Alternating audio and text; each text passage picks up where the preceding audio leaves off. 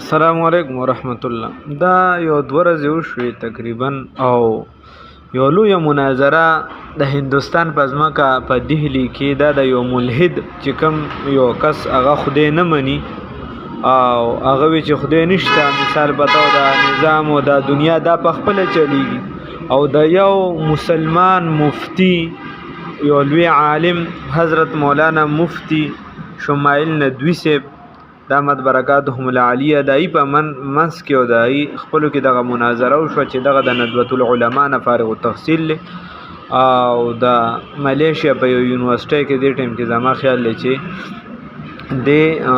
دغه کې د پی ایچ ډی کوي نو دغه ناشنا مناظره د 2 غنټو پورې او ناشنا دلایل سره د مفتی شمائل ندوی صاحب ثابته کړی دا چې الله رب العزت موجود دی، د کائناتو چلون کی یو ذات شته، هغه ذات چې هغه الله رب العزت دی هغه موجود دی. نو دغه مناظره د اوریدو د خاصه د یونیورسيټي او د کالج سټوډنټانو د لپاره د کشان چې هر هغه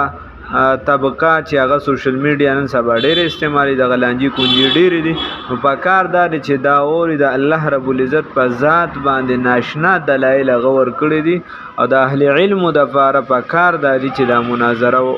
ووري او چې میدان ته کوزيږي نو چې د کشان تیارو سره کوشي